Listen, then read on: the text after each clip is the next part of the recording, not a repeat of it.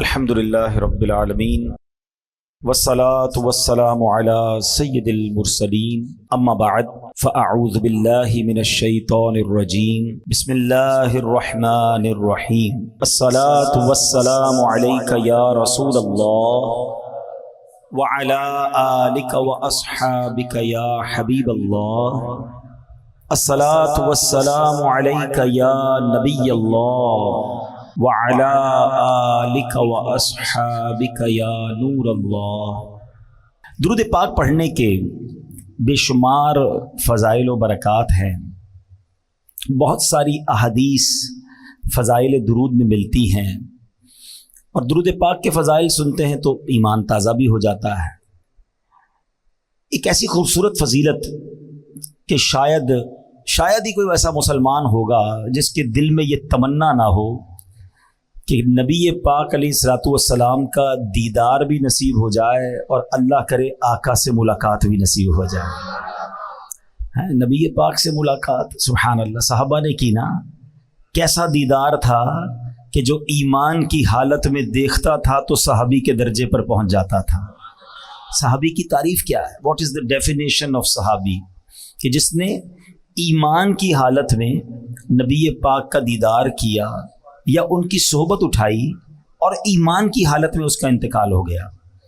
اچھا، یہ درجہ جب مل گیا کسی کو تو کیسا درجہ ملا کہ دنیا کا کوئی غوث، کوئی کتب، کوئی ابدال، کوئی ولی وہ کسی صحابی کے مرتبے تک نہیں پہنچ سکتا۔ اور آپ کو پتہ ہے ایسے بھی صحابہ گزرے ہیں جنہوں نے ایک بھی نماز نہیں پڑھی، جنہوں نے ایک بھی روزہ نہیں رکھا۔ جی ہاں، یہ کیسے ہوا؟ غزوات ہوتے تھے نا مسلمانوں کی، غیر مسلموں سے جب لڑائی ہوتی تھی تو کچھ لوگ آتے نبی پاک کے پاس۔ ایک واقعہ کتابوں میں بھی لکھا کہ ایک شخص آیا اور اس نے کہا کہ حضور اگر میں ایمان لے آؤں اور غزوے میں جا کر شرکت کروں، شہید ہو جاؤں تو میرے لیے کیا حکم ہے؟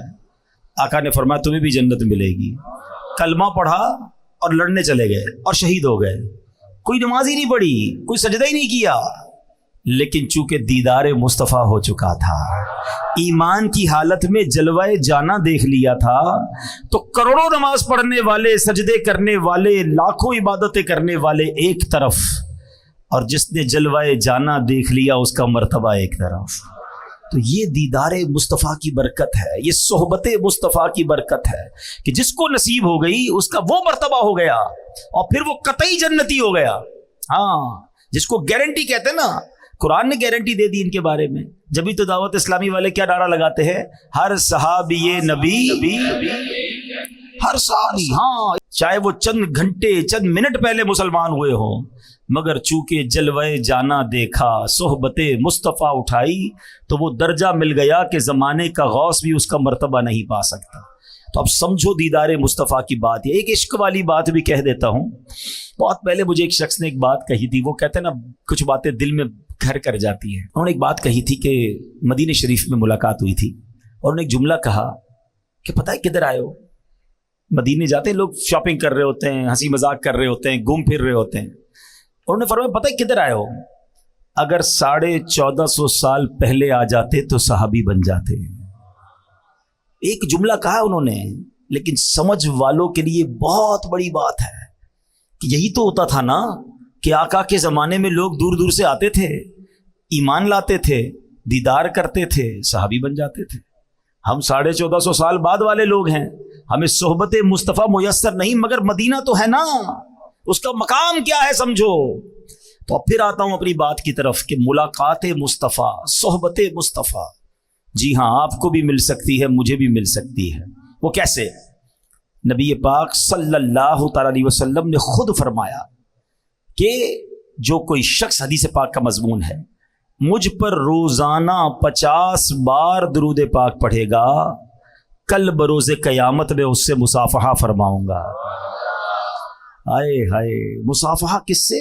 سرور کائنات سے صلی اللہ تعالی وسلم۔ دیدار ہونا بڑی بات ہے، آقا فرمانے میں مصافحہ کروں گا، اللہ اکبر۔ اور قیامت کے دن نبی پاک کا جسم اقدس جس سے ٹچ ہو جائے اس کا کام کیسا بن جائے گا؟ آؤ یہ پوچھو حضرت انس سے۔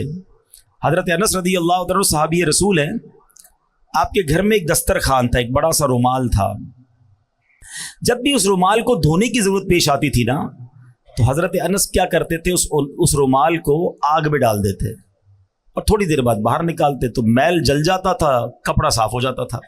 ہم کیا کرتے ہیں، واشنگ مشین میں ڈالتے ہیں، وہ آگ میں ڈالتے تھے۔ کسی صحابی نے کہا حضور یہ کون سا طریقہ ہے میل صاف کرنے کا؟ آپ نے فرمایا بات یہ ہے کہ ایک بار سرکار دو عالم صلی اللہ تعالی علیہ وآلہ وسلم میرے گھر تشریف لائے تھے، میرے آقا نے اس کپڑے کو ہاتھ لگایا ہے، جب سے ہاتھ لگایا ہے دنیا کی آگ اثر ہی نہیں کرتی ہے۔ اب مجھے بتاؤ جب کپڑے پر نبی پاک ہاتھ لگا لیں، دنیا کی آگ اثر نہ کریں، جس مسلمان سے ہاتھ ملا لیں اس کا کیا حال ہو جائے گا؟ پھر جہنم کی آگ نے کیا کرنا ہے؟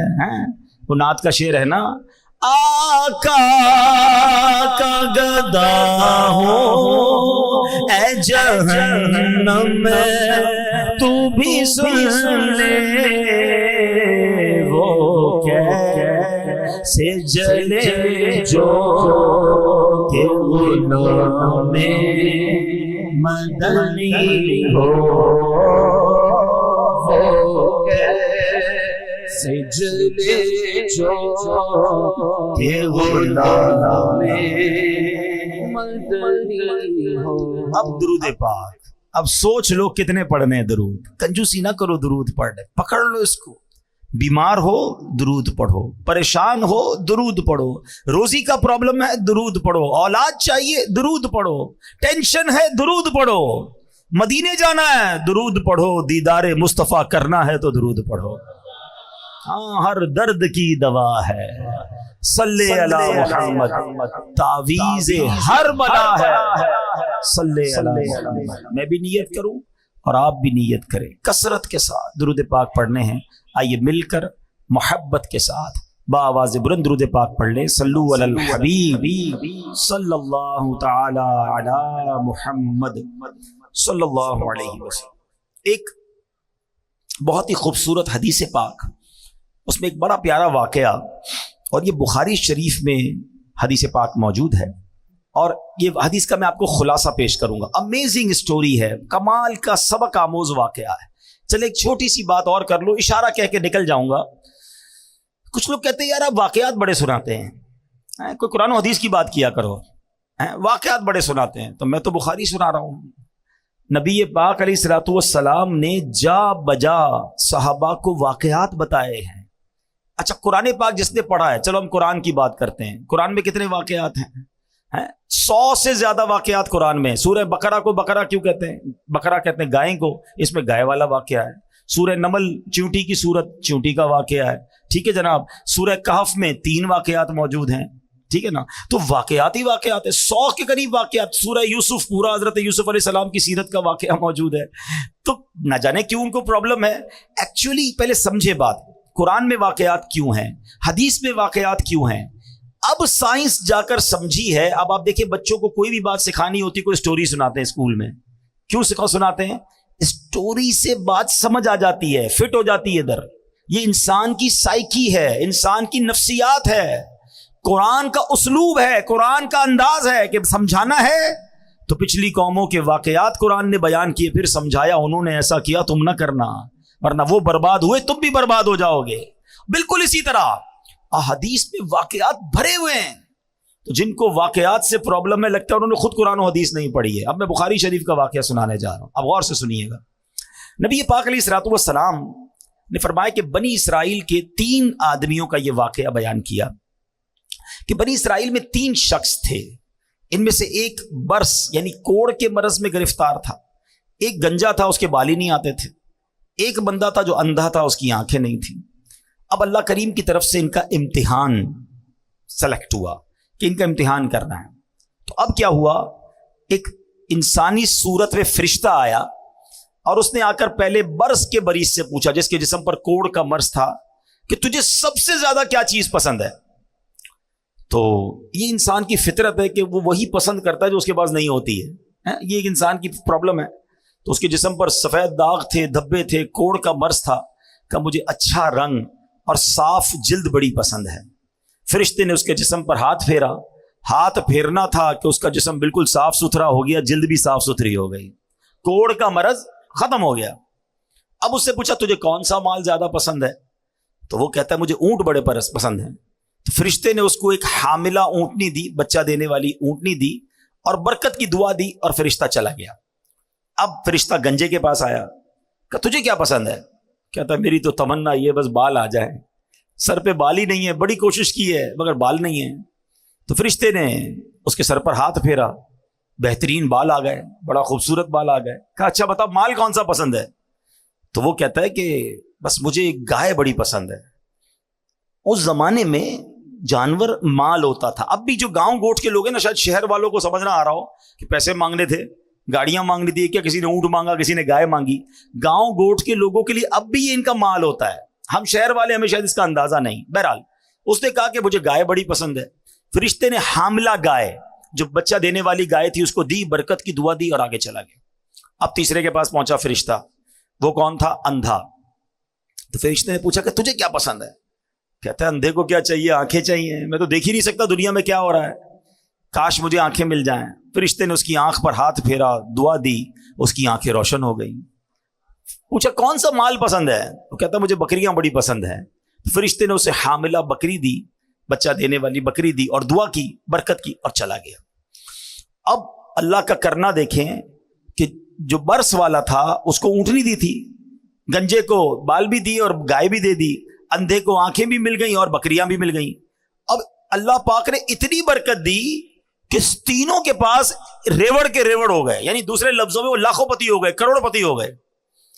اب کچھ عرصے کے بعد وہی فرشتہ دوبارہ گیا ان کے پاس، اور اب اور شکل میں گیا، ایک غریب آدمی کی شکل بنا کر، اور وہ جو برس والا تھا کوڑی تھا، جس کو برس بھی ٹھیک ہو گیا، بہت ساری اونٹنیاں بھی ہو گئی۔ تو کہا میں غریب آدمی ہوں۔ فرشتہ اس کے پاس جا کے کہتا ہے اور میرے پاس کچھ کھانے پینے کو نہیں، زیادہ راہ بھی نہیں ہے، اللہ تعالیٰ نے تجھے کتنی خوبصورت جلد دی ہے، کتنا خوبصورت جسم دیا ہے، اتنے سارے اونٹ بھی دیے ہیں، ایک اونٹ مجھے دے دو تاکہ میں بھی منزل تک پہنچ جاؤں۔ یہ سن کر وہ ناشکرا انسان بولتا ہے کہ میرے خرچے بہت زیادہ ہیں، میں تجھے کچھ نہیں دے سکتا۔ اب فرشتہ کہتا ہے میں تجھے جانتا ہوں، تو وہی تو نہیں جس کو کوڑ کی بیماری تھی، لوگ تجھ سے نفرت کرتے تھے، تو غریب اور محتاج تھا، پھر اللہ پاک نے تجھے مال دیا۔ ایک اجنبی سے ایسی باتیں سننے کے بعد اس کو ڈر جانا چاہیے تھا، مگر وہ اکڑ کے کیا کہتا ہے، ایسا بالکل نہیں ہے، یہ مال تو مجھے وراثت میں ملا ہے۔ اللہ اکبر۔ اب فرشتے نے جب اس کی ناشکری والے الفاظ سنے نا، تو کہا اگر تو اپنی بات میں جھوٹا ہے اور اگر ایسا ہی ہے تو اللہ تجھے ویسا ہی کر دے جیسا پہلے تو تھا۔ اب فرشتہ گنجے کے پاس آیا، اس کے پاس بھی مال، اس کے پاس بہت ساری گائیں، سر پر بال بھی ہیں۔ اس نے کہا کہ مجھے اللہ کی راہ میں کچھ دے دو، ایک گائے مجھے دے دو، میں غریب آدمی ہوں۔ کہا نہیں میں تمہیں کچھ نہیں دے سکتا۔ کہا تو وہی تو نہیں جس کے سر پر بال بھی نہیں تھے اور کچھ مال بھی نہیں تھا، اللہ نے تجھے دیا؟ کہتا نہیں مجھے وراثت میں ملا ہے، یہ میں نے سب کمایا ہے۔ فرشتے نے کہا اگر تو جھوٹا ہے تو بھی ویسا ہی ہو جائے جیسا پہلے تھا۔ اب تیسرے کے پاس آیا، اندھے کے پاس، آنکھیں مل چکی تھی، غریب مسافر بن کر کہتا ہے کہ اللہ نے تجھے آنکھ کی نعمت بھی دی ہے، میں اسی رحمان کا تجھے واسطہ دیتا ہوں، مجھے ایک بکری دے دو تاکہ میں اپنی منزل پر پہنچ جاؤں۔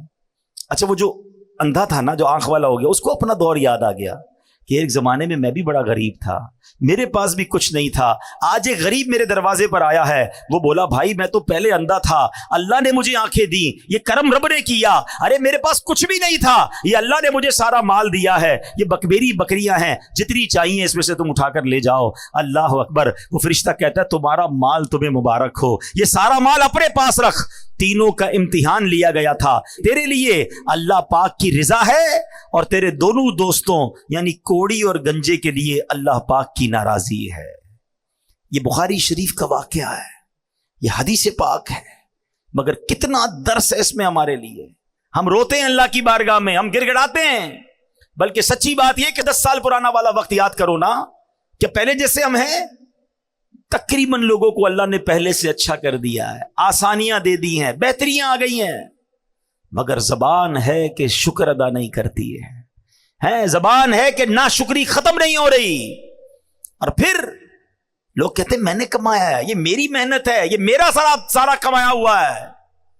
ارے میں اور آپ کیا چیز ہے؟ جو دیا ہے وہ رب نے دیا ہے، خدا کی قسم۔ اللہ نہ چاہتا نا ہم الٹے بھی لٹک جائیں، کچھ نہیں مل سکتا۔ ہم نے دیکھا ہے بڑی محنت کرنے والے لوگ، نہیں ملنا ہوتا نہیں ملتا، اور جب اللہ نصیب میں لکھ دے تو بندے کو پتہ ہی نہیں ہوتا کدھر سے آ رہا ہے۔ یہ سب دینے والی ذات رب کی ہے۔ کبھی زندگی میں ناشکری مت کرنا۔ اے میرے پیارے اسلامی بھائیو، یہ مال بڑی خطرناک چیز ہے، یہ انسان کو مغرور بنا دیتا ہے۔ مال کے سبب انسان غفلت کا شکار ہو جاتا ہے، مال کی وجہ سے بہت سارے گناہوں کا دروازہ کھل جاتا ہے، یہاں تک کہ مال بعض اوقات برے خاتمے کا سبب بھی بن جاتا ہے۔ البتہ یہ تمام مال کی برائیوں کی جو جڑ ہے نا، وہ جڑ پتہ ہی کیا ہے؟ جب انسان اس سارے مال کو اپنی ملکیت سمجھ لے، جب آدمی مال کو اپنی ذاتی ملکیت سمجھتا ہے، خون پسینے کی کمائی سمجھتا ہے، تو اب غرور آنا شروع ہو جاتا ہے۔ اللہ اکبر، خود پسندی آنا شروع ہو جاتی ہے، میں نے کیا ہے۔ نہیں جناب، اللہ کرے کہ اچھا ایسے لوگوں کو پتہ ہے پھر معاذ اللہ زکوٰۃ بھی ٹیکس لگتی ہے، زکوٰۃ اور صدقہ میں نے کمایا اور اللہ کی راہ میں دے دوں، جب میرا ہے میں نے کیا میں کیسے دے دوں؟ اور ایک وقت آتا ہے زکوٰۃ دینے کا بھی جی نہیں چاہتا ہے۔ اے میرے پیارے اسلامی بھائیوں، ہم میں سے کوئی بھی سونے کا چمچ لے کر منہ میں پیدا نہیں ہوا۔ ہم جب دنیا میں آئے تھے تو خالی ہاتھ تھے، ارے جسد پر لباس بھی نہیں تھا۔ رب نے ہمارے ماں باپ کے دلوں میں رحم ڈالا، انہوں نے لباس پہنایا، انہوں نے کھانا کھلایا، مگر عطا کس نے کیا؟ وہ رب نے کیا۔ کاش ہمارا یہ ذہن بن جائے کہ جو کچھ میرے پاس ہے وہ میرا نہیں ہے، میرے رب نے دیا ہے، یہ اللہ کی عطا ہے، وہ جب چاہے واپس لے سکتا ہے۔ میں آپ کو ریسنٹ مثال دے دیتا ہوں نا، پرانی باتیں تو چھوڑو۔ ترکیہ اور شام میں جو زلزلہ آیا ہے، لوگ کہتے ہیں میرے پاس ایسی ایسی باتیں کرنے والے باتیں کرتے ہیں، اتنے پیسے ہیں ہمارے پاس 7 پشتے کھائیں تو ختم نہیں ہوگا۔ ارے بھولے تمہاری، سیکنڈوں میں چلا جا سکتا ہے، 40 سیکنڈ لگے۔ میں تو موجود تھا نا، میں 6 تاریخ کو زلزلہ آیا، میں 7 کو ترکیہ پہنچا، ہماری موجودگی میں بھی زلزلے آ رہے تھے، یعنی میں نے اپنی آنکھوں سے دیکھا۔ بڑی بڑی بلڈنگیں، عالی شان بلڈنگیں، لگژری فلیٹس، کروڑوں روپے کے وہ فلیٹس ہوں گے، علاقہ بتا دیتا ہے۔ گھر موجود ہے اور لوگ زمین پہ پڑے ہوئے ہیں، ہمت نہیں ہو رہی بلڈنگ میں جانے کے لیے۔ ہم نے ساری رات روڈ پہ گزاری، ہمارا فیضان مدینہ سامنے تھا، اسلامی بھائیوں نے کہا اندر کمبل بھی پڑے ہوئے ہیں، کسی نے کہا تکیہ بھی ہے، کسی نے کہا فریج میں سامان کھانے پینے کا بھی، ہمارے پاس کھانا بھی نہیں تھا، کھانے کو کچھ نہیں تھا، ایک ڈبل روٹی میں ہم نے تھوڑا تھوڑا کھایا، تو کسی نے کہا جا کے لے آؤں، کسی نے کہا نہیں اندر مت جانا، ہلکا سا بھی جھٹکا آیا تو پوری بلڈنگ میں کریکیں گر جائے گی۔ یقین کریں اللہ کی قدرت اپنی آنکھوں کے سامنے دیکھی کہ کروڑوں روپے کے گھر ہیں، سامان ہیں، کسی کی ہمت نہیں ہو رہی اپنے گھر میں جانے، کیونکہ ہر 1-2 منٹ بعد ایک بلڈنگ گر رہی تھی، تھوڑا سا زلزلہ آتا ایک اور گر جاتی، تھوڑا سا آتا ایک اور گر جاتی، کریک سب میں پڑ چکے تھے۔ تو 40 سیکنڈ کے اندر 7 پشتوں تک کھائیں گی تمہاری اولاد؟ بھول ہے تمہاری، رب چاہے نا تو سیکنڈوں میں مالدار غریب ہو سکتا ہے، زکوٰۃ دینے والا زکوٰۃ لینے والا بن سکتا ہے، صحت مند محتاج ہو سکتا ہے، پیر ٹوٹ گئے، ہاتھ ٹوٹ گئے، ہڈیاں ٹوٹ گئی، زندہ لوگ دنیا سے چلے گئے، اور ایسی بے بسی کی موت آئی ہے۔ پیارے اسلامی بھائیوں، اللہ ہمارے سارے مسلمان بھائی بہنوں کی مغفرت فرمائے جو اس میں شہید ہوئے، وہ آوازیں دیتے رہے۔ میں موجود تھا، مجھے اسلامی بھائی نے کہا 32 افراد اس بلڈنگ میں موجود ہیں اور زندہ ہیں، آوازیں آ رہی ہیں۔ اچھا کئی آپ نے بھی سوشل میڈیا پر دیکھا ہوگا، کئی جگہوں سے تو اندر بلڈنگ سے ویڈیوز بنا کے لوگ بھیج رہے تھے کہ ہم زندہ ہیں، میں نکالو، کیونکہ وہ زلزلے میں بلڈنگ ایسے کریک ہوئی تھی کہ ان کے اوپر نہیں گرا ملبہ، مگر راستہ بند ہو گیا۔ اب جب تک بلڈنگ کٹے گی نہیں بندہ باہر نہیں نکلے گا، تو بچے اندر، عورتیں اندر، مرد اندر، مگر کوئی نکال نہ پایا۔ 2-3 دن تک تو آوازیں دیتے رہے، جب تک موبائل کی بیٹری چلتی رہی فون کرتے رہے، اس کے بعد موبائل کی بیٹری بھی ختم ہو گئی اور سانسیں بھی ختم ہو گئی۔ میرا ہے، میں نے کمایا ہے، میری محنت ہے، میں نے اتنی بلڈنگیں بنا لی، میں نے اتنے پیسے بنا لیے، ارے کچھ میں نے نہیں کیا ہے، یہ سب میرے اللہ نے دیا ہے، سب میرے مالک کا احسان ہے۔ میں بھی بھیک مانگنے والا ہو سکتا تھا، میں بھی روڈ پر سونے والا ہو سکتا تھا، میں بھی جناب پھٹے پرانے کپڑے پہن کر بازاروں میں گھومنے والا ہو سکتا تھا، اگر آج سواری دی ہے تو رب نے دی ہے، آج گھر دیا ہے تو رب نے دیا ہے، آج اولاد دی ہے تو رب نے دی ہے۔ ارے ان بیچارے غریبوں کی تو شادیاں بھی نہیں ہوتی ہیں، آج میرے اور آپ کے پاس فیملی ہے نا، بیوی ہے، بچے ہیں، شکر ادا کرو، کیونکہ رب نے عزت دی تو شادی ہوئی نا، یہی نہ ہوتی تو کیسے کر رشتہ ہوتا۔ کئی غریب ہے بیچارے، روڈوں پہ سوتے ہیں، کھانے کو کچھ نہیں، کچرا اٹھاتے ہیں، کون شادی کرتا ہے ان سے؟ فیملی بھی نہیں بن پاتی ان کی۔ تو میں نے ایسا کیا کمال کیا کہ اللہ نے مجھے اتنا کچھ دے دیا اور پھر بھی میں شکوہ کروں، پھر بھی میں شکایت کروں، پھر بھی میں کہوں کہ میرے پاس کچھ نہیں، میں پیچھے رہ گیا؟ کبھی شکوہ نہ کرنا اور کبھی اترانا نہیں.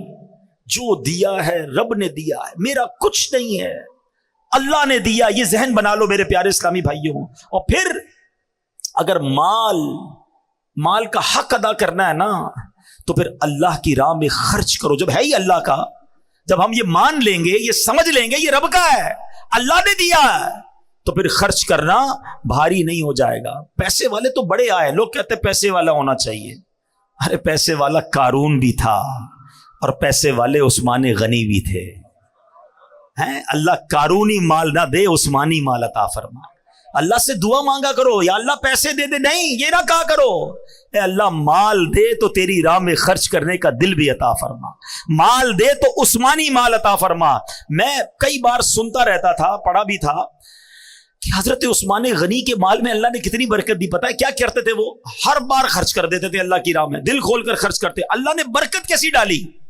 آپ دنیا سے چلے گئے، آپ کے باغ رہ گئے، آپ کے کنویں رہ گئے. حضرت عثمان کا باغ آج بھی مدینے میں موجود ہے، کنواں بھی موجود ہے اور پراپرٹیز بھی ہیں. تو گورنمنٹ نے کیا کیا کہ ایک وقف عثمان بنا دیا. جتنے پیسے اس باغ سے، ان پراپرٹی سے آتے ہیں، اس سے وہ غریبوں کی مدد کرتے ہیں. ابھی بتایا کسی نے ریسنٹلی کہ مدینے شریف میں ایک ہوٹل ہے، 5 اسٹار یا 4 اسٹار ہوٹل ہے، اس کا نام ہی وقف عثمان ہوٹل ہے. حضرت عثمان کے اکاؤنٹ سے اتنے پیسے جمع ہو گئے کہ ایک ہوٹل بنا دیا گیا ہے، اور اس ہوٹل میں جتنے حاضرین رہیں گے، زائرین رہیں گے، وہ پیسے جمع ہوں گے، وہ بھی وقف عثمان پہ خرچ ہوتے رہیں گے. میں سوچنے لگا اللہ اکبر، حضرت عثمان غنی کا ثواب تو سوچو، وہ آج مزار میں ہے مگر 1450 سال ہو گئے صدقہ ان کا جاری ہے. مال بہت سو کے پاس آیا جناب. آج کل فہرست آتی ہے، world number 1، world number 2، world number 3. ارے کیا کرنا اس مال کو جو غرق کر دے انسان کو. مال ملے تو اللہ عثمان غنی کے مال کا صدقہ عطا فرمائے. قارون کے پاس کیا تھا؟ کتنا مال تھا آپ کو پتا ہے؟ یعنی خزانہ کتنا تھا؟ خزانہ نہیں، خزانے کی چابیاں جو قارون کی تھی نا، وہ اونٹوں پر لادی جاتی تھی، صرف چابیاں. تو سوچو خزانہ کتنا ہوگا. اسی مال کی آفت کیسی اس پر غالب ہوئی کہ حضرت موسیٰ علیہ السلام کی گستاخی کی، اللہ پاک کے احکام کی نافرمانی کی. قارون کا پرابلم پتہ ہے کیا تھا؟ اس کو اتنا مال تھا کہ حضرت موسیٰ نے اس کو زکوٰۃ کا جب حکم دیا نا، تو اس زمانے پتہ ہے زکوٰۃ کتنی تھی؟ 1000 پر 1 روپیہ. آج کتنی؟ 100 پر 2.5 روپے نا، اگر وہ پورا سال گزر جائے. پھر اس زمانے میں 1000 پر 1 روپیہ تھی، بہت تھوڑی زکوٰۃ تھی. مگر اس کی وہ 1000 پر 1 روپیہ کو جب اس نے کیلکولیٹ کیا نا، تو وہ اس زمانے کے اربوں روپے بن گئے. وہ کہتا ہے اتنے سارے زکوٰۃ میں کیسے دے دوں، میرا مال کم ہو جائے گا. اللہ اکبر. اللہ سے ایک اور دعا کیا کرو، میں تو کرتا ہوں، سمجھ آئے تو آمین کہہ دینا کہ اللہ وہ مال مت دینا جس کی زکوٰۃ بھاری پڑ جائے، مال وہ دینا جس کی زکوٰۃ دل سے دینے کا شوق پیدا ہو جائے. کیا کرنا ہے ایسے مال کو کہ مال اتنا ہو گیا، اوئے ہوئے ہوئے اب کروڑوں روپے زکوٰۃ دینی پڑے گی. ارے تجھے اللہ نے اربوں دیے ہیں تب کروڑوں بن رہے نا. اللہ مال دے تو خرچ کرنے کا لطف بھی عطا فرمائے. خوش نصیب پتہ ہے کون ہے؟ ہاں یہ بات شاید بہت سو کو سمجھ نہیں آئے گی. 2-4 ہزار زکوٰۃ بنے، 1-2 لاکھ زکوٰۃ بنے، وہ نکل جاتی ہے. جب زکوٰۃ کروڑوں میں بن جائے نا، پھر یہاں بوجھ شروع ہو جاتا ہے. اللہ اس بوجھ سے بچائے. مزہ خوش نصیب پتہ ہے کون ہے؟ کہ جب بھی وہ اللہ کی راہ میں خرچ کرے نا، اس کے دل میں خوشی داخل ہو، وہ مزہ کرے، انجوائے کرے، وہ سمجھ لے اچھا آدمی ہے. مزہ آ رہا ہے نا تمہیں اللہ کی راہ میں خرچ کر کے، فکر نہیں ہو رہی، ٹینشن نہیں ہو رہی، بوجھ فیل نہیں ہو رہا، سمجھ لو دل میں معاملہ ٹھیک ہے. لیکن جیسے ہی میں کسی غریب کی مدد کرتا ہوں، مسجد میں دیتا ہوں، اللہ کی راہ میں خرچ کرتا ہوں، اور ادھر تکلیف شروع ہو جاتی ہے نا، سمجھ لو دیر از سم تھنگ رانگ، گڑبڑ ہے. اللہ کا مال اللہ کی راہ میں دے رہا ہوں، تکلیف کیوں ہو رہی ہے؟ مجھے ایک بات بتاؤ، آپ کے پاس کوئی بندہ کہے یار یہ میرے 1 لاکھ روپے رکھنا، میں بعد میں لے لوں گا، اور تھوڑے دنوں بعد آپ کو فون کرے میں بندہ بھیج رہا ہوں، اس کو 5000 دے دینا، تکلیف ہوگی آپ کو؟ کیوں نہیں ہوگی بھائی؟ اسی کے ہیں، لاکھ روپے رکھوائے ہوئے ہیں، 5000 مانگ رہا ہے، تو تکلیف کس بات کی ہے؟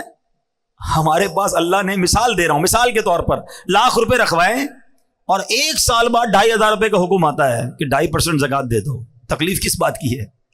تکلیف پتہ کس بات کی؟ یہ میرے ہیں. اگر جس دن تم نے مان لیا نا اللہ کے ہیں، تو کوئی تکلیف نہیں ہوگی. اللہ تیری راہ میں دے رہا ہوں. اچھا مزے کی بات کیا ہے؟ اللہ کی راہ میں دیتے ہو، اللہ اور بڑھا دیتا ہے. اللہ نے وعدہ فرمایا اور بڑھا دوں گا. اچھا پھر فطرہ، اس کو دینے کو پرابلم ہو رہی ہوتی ہے لوگوں کو، قربانی اس میں پرابلم ہو رہی. اللہ کا ہی مال ہے بھائی، اور اللہ ملٹیپلائی بھی کر رہا ہے. میں گارنٹی دیتا ہوں, مجھ سے نہ پوچھیں, کسی سے بھی پوچھ لیں, جو حلال کماتا ہے اور پوری زکات دیتا ہے, ہر سال اللہ اس کی زکات میں اضافہ فرما دیتا ہے. زکات میں اضافے کا مطلب کیا ہوا؟ مال بھی بڑھیا نا, مال بڑا تو زکات بڑھی نا. اس کا مطلب یہ طے ہے کہ اللہ کی راہ میں خرچ کرنے سے مال کم نہیں ہوتا. یہ بس دل کا فطور ہے کہ دیتے وقت پتہ نہیں کیوں پرابلم ہوتی ہے. جس کو تکلیف ہوتی ہے نا, وہ اپنے دل کا علاج کر لے کہ یار یہ میرے دل میں اتنی خباثت ہے کہ میرے رب نے مجھے مال دیا اور اسی کی راہ میں خرچ کرنے پہ مجھے پرابلم کیوں ہوتی ہے. خوش ہوا کرو. سچی بات یہ ہے, میں نے کئی سال پہلے ایک جملہ کہا تھا, دوبارہ کہہ دیتا ہوں, اللہ کرے میرے بھی دل میں بیٹھ جائے, آپ کے بھی دل میں بیٹھ جائے, کہ جب بھی اللہ کی راہ میں خرچ کیا کرو نا, سجدہ کیا کرو, شکر ادا کیا کرو, یا اللہ تیری مہربانی, تو نے دینے والا بنایا, مانگنے والا نہیں بنایا. ہاں, یہ رب کی مہربانی ہے. اور جس دن تم دینے والے, خوشی والے بن گئے نا, اللہ یہ ہاتھ دینے والا ہی رکھے گا, کبھی مانگنے والا نہیں بنائے گا, کیونکہ تمہیں دینے میں خوشی ہو رہی ہے. پرابلم جن کو ہوتی ہے نا, جن کو زکات بوجھ فیل ہوتی ہے, وہ اپنا علاج کرے. تو قارون کا یہی پرابلم تھا. اس کا نتیجہ کیا نکلا؟ قرآن کہتا ہے فَخَسَفْنَا بِهِ وَبِدَارِهِ الْأَرْضِ فَمَا كَانَ لَهُ مِنْ فِئَةٍ يَنْصُرُونَهُ مِنْ دُونِ اللَّهِ وَمَا كَانَ مِنَ الْمُنْتَصِرِينَ. قرآن کہتا ہے تو ہم نے اسے اور اس کے گھر کو زمین میں دھسا دیا, تو اس کے پاس کوئی جماعت نہ تھی جو اللہ کے مقابلے میں اس کی مدد کرتی, اور نہ وہ خود اپنی مدد کر سکا. اب ذرا غور کیجئے. اچھا, اس کے اندر ایک اور پرابلم پتہ ہے کیا تھی؟ قرآن ہی بتاتا ہے, قال انما اوتیتہ علی علم عندی. قارون کہتا تھا کہ یہ تو مجھے ایک علم کی بنا پر ملا ہے جو میرے پاس ہے. وہی والی بات, میں نے کمایا ہے, میں نے محنت کی ہے, میں نے جناب بڑا کمپیوٹر کا کورس کیا, جب جا کے پیسے بنے, میں نے فلاں یونیورسٹی کی ڈگری لی ہے نا, تب جا کے 2 لاکھ روپے کی نوکری ملی ہے. ارے میں نے کتنے سال کاریگر کے ساتھ بیٹھ کر کام سیکھا ہے, تب جا کے میرا یہ کارخانہ بنا ہے. یہی ہم کہتے ہیں نا, یہ والا علم تھا, یہ والی سوچ تھی. قارون نے بھی یہی کہا, میرے پاس ایک علم ہے, اس علم کی وجہ سے مجھے یہ خزانہ ملا. اللہ اکبر. یہی بری سوچ تھی, یہی اس کی باطل سوچ تھی کہ قارون غضب الہی کا شکار ہوا اور برے خاتمے میں مبتلا ہو گیا. کچھ نہیں ہے میرے پاس, جو دیا ہے رب نے دیا ہے. فقط اللہ کی مہربانی سے تمہیں ترقی مل رہی ہے. ہمیشہ میرے پیارے اسلامی بھائیوں یہ ذہن رکھیے گا. ارے سبحان اللہ, علامہ ابو الحسن شاذلی فرماتے ہیں, کسی شے کے متعلق ملکیت کا دعویٰ کرنے اور دل میں اس کی ملکیت کا خیال لانے سے بچو, کیونکہ جو بندہ ملکیت کا دعویٰ کرتا ہے وہ کامل مومن نہیں ہوتا. اللہ پاک تو خود فرماتا ہے, ان اللہ اشتری من المؤمنین انفسهم واموالهم, بے شک اللہ نے مسلمانوں سے ان کے مال اور جان خرید لیے ہیں. ہم تو بک چکے ہیں بھائی, جنت کا سودا ہوا ہے نا, اللہ کے حبیب نے سودا کروایا ہے. ہم نے اپنے مال اور اپنا جان اللہ کی بارگاہ میں بیچ دیا ہے. تو جب ہمارا ہے ہی کچھ نہیں تو پھر دعویٰ کیسا؟ اللہ کرے کہ ہمارا یہ ذہن بن جائے. اچھا, ایک اور خوبصورت بات, ابھی جو میں مثال دے رہا تھا کہ کوئی بندہ لاکھ روپے ہمارے پاس رکھوائے اور 5,000 روپے مانگے, تو ہمیں کیا کہے گا؟ آپ کی مہربانی, آپ نے 5,000 دے دیے. نہیں کہے گا نا, اسی کے پیسے تھے, اس نے مانگے. مگر اللہ کی شان دیکھو, مال دیا رب نے, احسان کیا رب نے, اور اب جب ہم اللہ کی راہ میں خرچ کرتے ہیں تو اللہ قرآن میں کیا فرماتا ہے؟ سبحان اللہ, میرے رب کی شان کریمی دیکھو. اللہ قرآن میں فرماتا ہے, من ذا الذی یقرض اللہ قرضا حسنا. ہے کوئی جو اللہ کو قرض حسن دے؟ ارے ذرا سوچے, یا اللہ تیرا مال ہے, ہماری کیا اوقات کہ تجھے قرض دیں؟ اللہ فرماتا ہے کوئی جو اللہ کو قرض حسن دے؟ فَيُضَاعِفَهُ لَهُ أَضْعَافًا كَثِيرًا, تو اللہ اس کے لیے بہت گنا بڑھا دے. وَاللَّهُ يَقْبِضُ وَيَبْسُطُ, اور اللہ تنگی اور کشائش یعنی کھول دیتا ہے. وَإِلَيْهِ تُرْجَعُونَ, اور تمہیں اسی کی طرف پھر جانا ہے.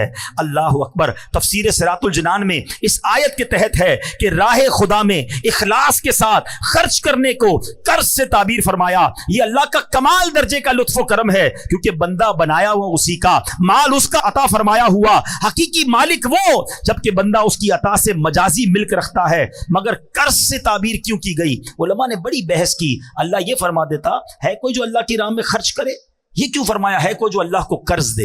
اس کی پتہ وجہ کیا ہے؟ علماء کہتے ہیں جب بندہ کسی کو تحفہ دیتا ہے نا, گفٹ کرتا ہے, تو واپسی کی امید نہیں ہوتی ہے. دے دیا نا. اور کسی کو قرضہ دیتا ہے تو کیا ہوتا ہے؟ واپس ملے گا. کب دو گے بھائی؟ مہینے کے کتنے دو گے؟ گارنٹی کیا ہے؟ قرضہ الگ ہے, तोहफा अलग है। रब ने ये नहीं फरमाया है को जो अल्लाह की राह में दे दे, फरमाया है को जो अल्लाह को कर्ज दे। समझ रहे हो बात को? इसका मतलब ये हुआ, ये वादा किया जा रहा है तुम मेरी राह में खर्च करो, मैं तुम्हें बढ़ा के वापस लौटाऊंगा। मिलना ही मिलना है, वापस आना है। काश ये बात, ये फॉर्मूला समझ आ जाए। बल्कि सच्ची बात बताऊं, अगर कोई गरीब बैठा है ना मेरा भाई, रोजगार का प्रॉब्लम है, कर्जे में डूब गया है, कोई प्रॉब्लम आ गई है, ये मत समझो कि मैं अल्लाह की राह में कैसे खर्च करूंगा। बल्कि किबला मुफ्ती कासिम साहब ने एक बड़ी प्यारी बात तफसीर कुरान सिरातुल जिनान में लिखी कि दुनिया भर के अमीरों का जायजा लेना तो मेजॉरिटी यानी अक्सरियत उनमें कहीं ना कहीं अच्छे काम में कुछ ना कुछ खर्च कर रही होती है, इसलिए उनका माल बढ़ रहा होता है। और दुनिया भर के गरीबों का सर्वे करें ना तो अक्सरियत उनमें वो जो अल्लाह की राह में खर्च नहीं करती कि मैं तो पहले ही गरीब, मेरा क्या काम खर्च करना। फरमाया इसलिए ये गुर्बत से निकल नहीं पा रहा। अगर गरीब भी अपनी हैसियत के मुताबिक खर्च करना शुरू कर देना, अल्लाह ने वादा किया है कि ये कर्जा है, अल्लाह के हबीब ने वादा फरमाया कि कम नहीं होगा, तुम्हारा माल तुम्हें फिर लौटाया जाएगा, बढ़ा के लौटाया जाएगा, मल्टीप्लाई करके लौटाया जाएगा। चाहे 1 रुपए से शुरू करो, चाहे 5 रुपए से शुरू करो, किसी गरीब की मदद, किसी दीनी काम में खर्च करते रहा करो। वो कैसे लौटाता है अब जरा सुनते जाना। मैं मुख्तसरन 1-2 हदीसें और 1-2 वाकयात सुनाता हूँ। सहाबी रसूल हजरत अबू हुरैरा रदी अल्लाह तआला अन्हु से रिवायत है, अल्लाह अकबर, ये भी बुखारी शरीफ की हदीस है। अल्लाह पाक के आखिरी नबी रसूल हाशमी सल्लल्लाहु तआला अलैहि वसल्लम ने फरमाया, ऐसा कोई दिन नहीं जिसमें बंदे सवेरा करें और 2 फरिश्ते ना उतरें, जिनमें से एक कहता है इलाही सखी को ज्यादा अच्छा इवज दे, और दूसरा कहता है इलाही कंजूस को बर्बाद कर दे। यानी आप जरा सोचिए, फरिश्ता रोज बद्दुआ कैसे दे रहा है, कंजूस को बर्बादी दे, कि जो नहीं खर्च करता अल्लाह की राह में, जो कंजूसी करता है। और जो सखी है उसके लिए कौन दुआ कर रहा है? फरिश्ता दुआ कर रहा है। आज मैं और आप किसी आलिम दीन, किसी बुजुर्ग, किसी पीर साहब को ढूंढते हैं ना, हजरत जरा दुआ कर दे, खास मसला है, दुआ कर दें। अरे तुम अल्लाह की राह में खर्च करना शुरू करो, सुबह सवेरे फरिश्ते दुआ करेंगे तुम्हारे लिए, और फरिश्तों की दुआएं हासिल हो सकती हैं। अल्लाह करे ये बात समझ आ जाए। अल्लाह अकबर। नबी पाक की एक और हदीस है, हर शख्स बरोज़े क़यामत अपने सदके के साए में होगा, यहां तक कि लोगों के दरमियान फैसला फरमा दिया जाए। हजरत यजीद बिन अबू हबीब रहमतुल्लाहि तआला अलैह से मरवी है कि हजरत मरसद बिन अबू अब्दुल्ला रहमतुल्लाहि तआला अलैह अहले मिस्र में वो पहले शख्स थे जो शाम के वक्त मस्जिद में जाया करते। रावी फरमाते मैं जब भी आपको मस्जिद में जाते देखता, आपके हाथ में कुछ ना कुछ सदके के लिए रोटी होती, पैसे होते, कुछ ना कुछ जरूर होता था। एक मरतबा मैंने देखा कि हाथ में प्याज लिए आ रहे हैं। हाथ में क्या है? प्याज है। तो मैंने कहा हुजूर ये तो आपके कपड़ों को बदबूदार कर देगी, आप प्याज लेकर क्यों आए हैं? तो आपने कहा अबू हबीब के बेटे, मेरे पास सदके के लिए कुछ नहीं था। मुझे एक सहाबी ने हदीस बयान की कि अल्लाह पाक के आखिरी नबी अलैहिस्सलातु वस्सलाम ने फरमाया, मोमिन का दिया हुआ सदका बरोज़े क़यामत उस पर साया होगा।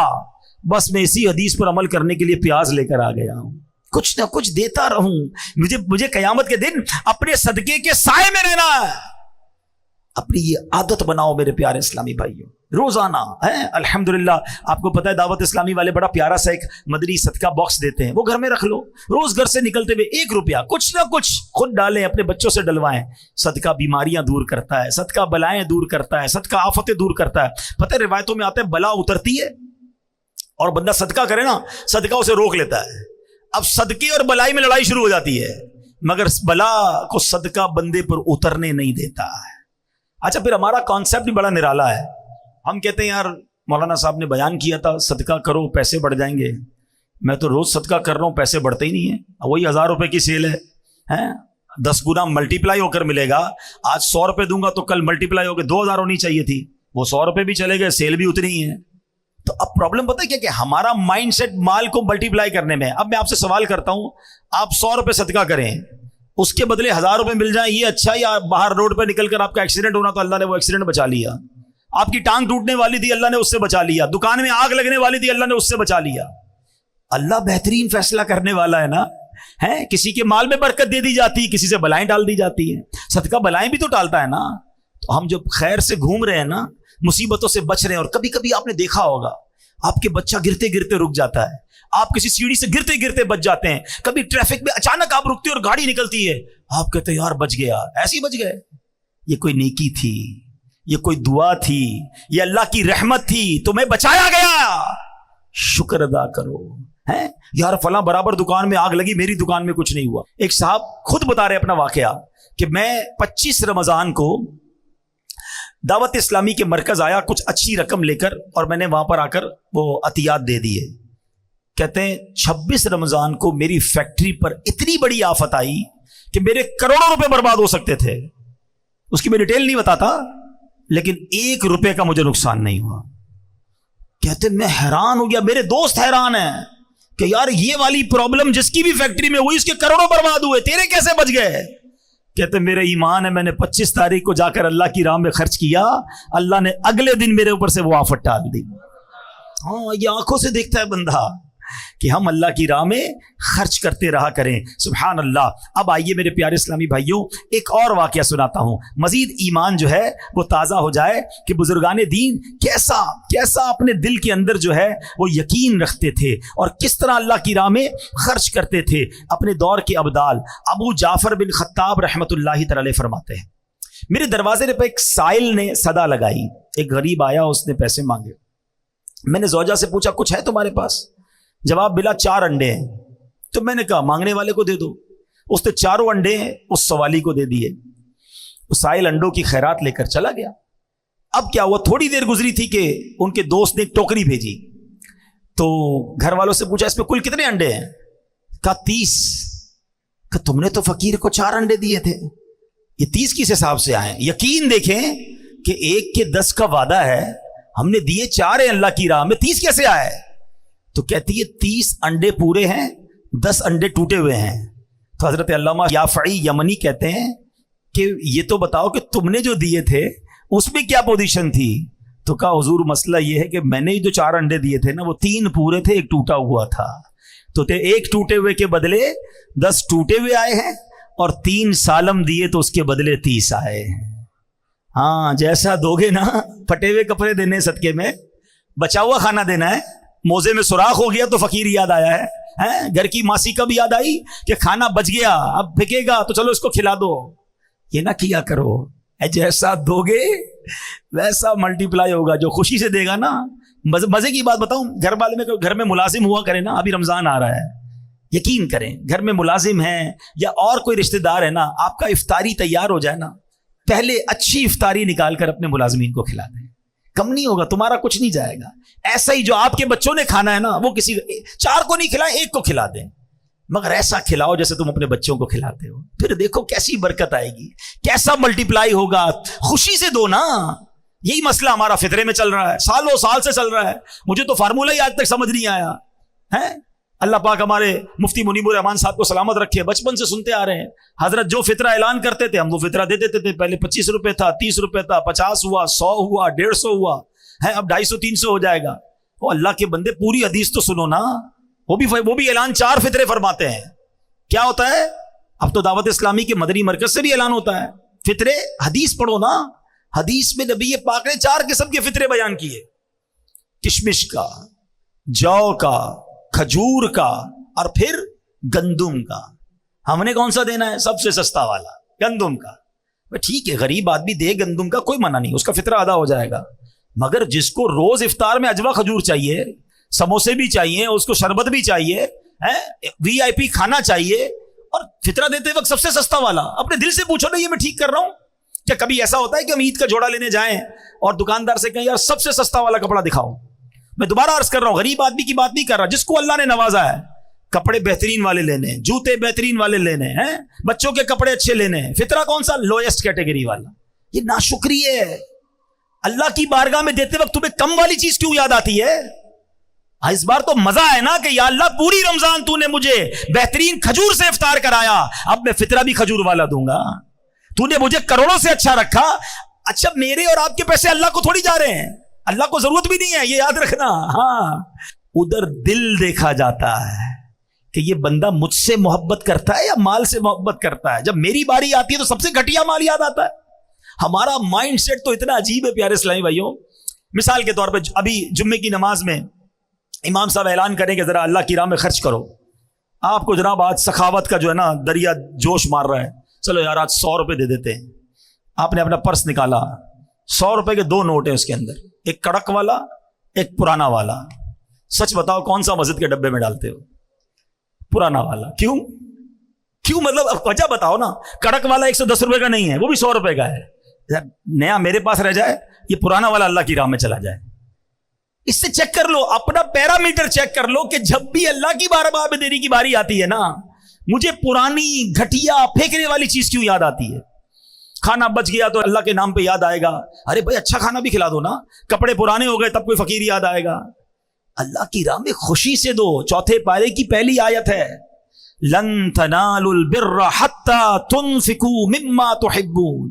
अल्लाह फरमाता तुम उस वक्त तक भलाई तक नहीं पहुंच सकते जब तक अपनी प्यारी चीज अल्लाह की राह में खर्च ना कर दो। अच्छा, जब सहाबा ने ये आयत सुनी ना, कोई आता कहता हुजूर ये बाग है ना, मेरी सारी प्रॉपर्टी में ये बाग मुझे बड़ा पसंद है, ये अल्लाह की राह में देता हूं। हुजूर मेरे सारे माल में ये घोड़ा मुझे बड़ा पसंद है, मैं ये अल्लाह की राह में देता हूं। जो बेस्ट पसंद था ना वो दिया करते। हमें जो पसंद नहीं है वो अल्लाह की राह में बांटना है। कितना फर्क है? कैसे होगा मुझे बताओ ना, मसला हल कैसे होगा? खुशी के साथ बेस्ट अल्लाह की राह में दो और दिल से दो। अच्छा, बाज़ औक़ात पता है कुछ लोग क्या कहते हैं, यार जो मुझे पसंद है ना वो एक ही है, मेरे पास वो चीज एक ही है, वो दे दूंगा तो चली जाएगी। तुम्हारे पास एक है ना, मेरे अल्लाह के पास एक थोड़ी है। तुम दो, अल्लाह तुम्हें इससे अच्छी बता फरमा देगा ना। तो सहाबाए किराम तो ऐसे थे कि बेहतरीन चीज खर्च करते थे। हम क्या करते हैं, बल्कि हमारा तो ऐसा अजीब माइंड सेट है, किसी के 4 बच्चे हो ना, है? एक बच्चा बड़ा होशियार, सबक पूरा याद करता है, इसको डॉक्टर बनाएंगे। दूसरा बच्चा घर के खिलौने भी खुद ठीक कर लेता है, बड़ा दिमाग टेक्निकल है, इसको इंजीनियर बनाएंगे। तीसरा बच्चा हिसाब किताब में बड़ा तेज है, इसको अकाउंटेंट बनाएंगे।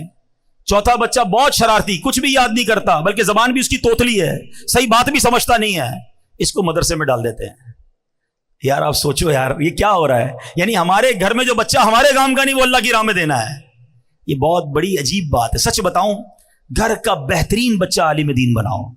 हाँ, ऐसा बच्चा जो ज़हीन हो ना, यार इसको मुफ्ती बनाऊंगा, ये पूरी दुनिया में जाके दीन का डंका बजाएगा। हम कहते हैं हमारे उलमा आउटडेटेड है, हमारे उलमा इस तरह बात नहीं करते जिस तरह लोगों को बात करनी चाहिए। और उलमा बनाने के लिए बच्चे कौन से दे रहे हो? दो ना अपने खानदान का बेहतरीन बच्चा कि जो आलिम बनकर पूरी दुनिया में दीन का डंका बजाए, तब मजा आएगा ना। आप रॉ मटेरियल कौन सा देते हो मदरसे में? तो ये अजब जहन बन गया है।